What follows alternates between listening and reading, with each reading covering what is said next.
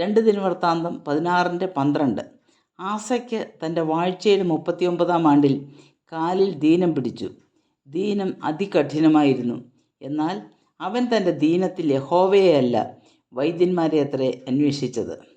2 ദിനവൃത്താന്തം 14 മുതൽ 16 വരെയുള്ള അധ്യായങ്ങളിൽ യഹൂദ രാജാവായ ആസയുടെ ഉയർച്ച താഴ്ചകളെക്കുറിച്ച് വിവരിച്ചിരിക്കുന്നു.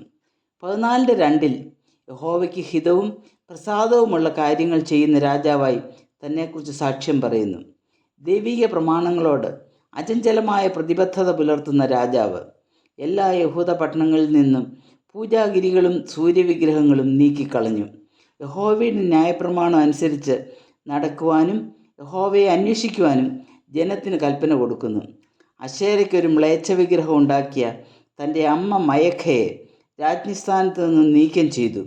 ദൈവിക പ്രമാണങ്ങൾ മുറുകെ പിടിക്കുന്ന കാര്യത്തിൽ ആസയ്ക്ക് യാതൊരു വിട്ടുവീഴ്ചയും ഇല്ലായിരുന്നു. ദൈവിക പ്രമാണങ്ങൾക്ക് രക്തബന്ധത്തേക്കാൾ അധികം വില കൽപ്പിച്ചു. തന്മൂലം ദൈവം തന്നെ ആദരിച്ചു.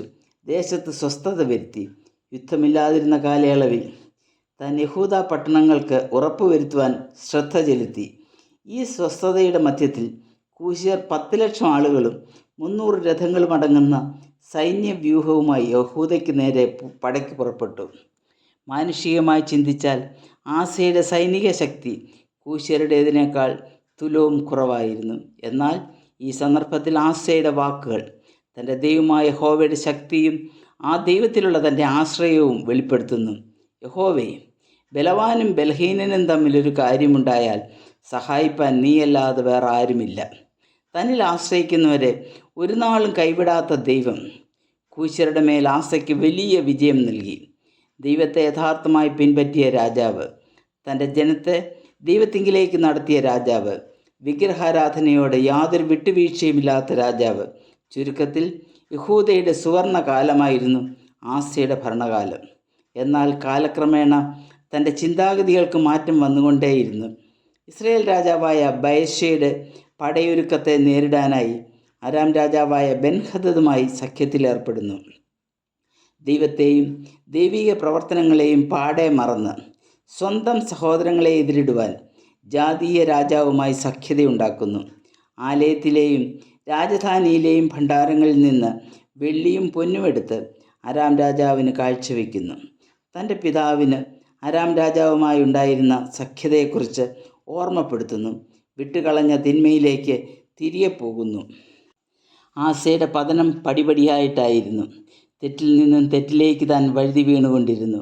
ദർശകനായ ഹനാനിയിൽ കൂടി ദൈവം ആസയോട് ഇപ്രകാരം സംസാരിച്ചു: കൂശ്യരുടെ മേലും ലൂബ്യരുടെ മേലും ലഭിച്ച വലിയ വിജയം നീ മറന്നു. മാത്രവുമല്ല, അരാമ്യരെ തോൽപ്പിക്കുവാനുള്ള വലിയ അവസരവും നഷ്ടപ്പെടുത്തി. നീ എന്നിൽ ആശ്രയിച്ചപ്പോഴെല്ലാം ഞാൻ നിന്നെ വലിയ വിജയത്തിലേക്ക് നയിച്ചു. ഇപ്പോൾ നീ ഭോഷത്വം പ്രവർത്തിച്ചിരിക്കുന്നു.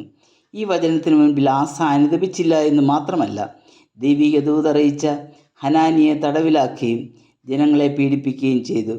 ദൈവിക ഏകാഗ്രതയിൽ നിന്ന് മനസ്സ് വ്യതിചലിച്ച ആസയ്ക്ക് അതികഠിനമായ ദീനം പിടിച്ചു. ജീവിതത്തിൻ്റെ ഈ കാലഘട്ടത്തിൽ ദൈവാശ്രയം തനിക്ക് അന്യമായിരുന്നു. ദൈവാശ്രയമില്ലാതെ വൈദ്യന്മാരിൽ ആശ്രയിച്ച ആസ തൻ്റെ രോഗക്കിടക്കയിൽ മരിക്കുന്നു. എത്രയോ ശ്രേഷ്ഠമായ തുടക്കം.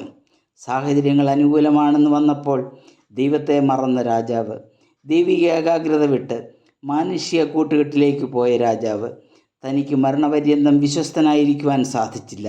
ക്രിസ്തീയ ലോകത്തും ഇപ്രകാരമുള്ള ഉദാഹരണങ്ങൾ ഇക്കാലത്തും കാണാം.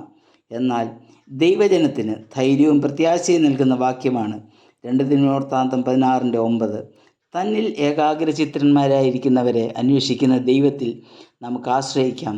താൻ ബലവാനാണെന്ന് തെളിയിക്കപ്പെടുക തന്നെ ചെയ്യും. കർത്താവിൻ്റെ നാമം മാത്രം മഹത്വപ്പെടട്ടെ.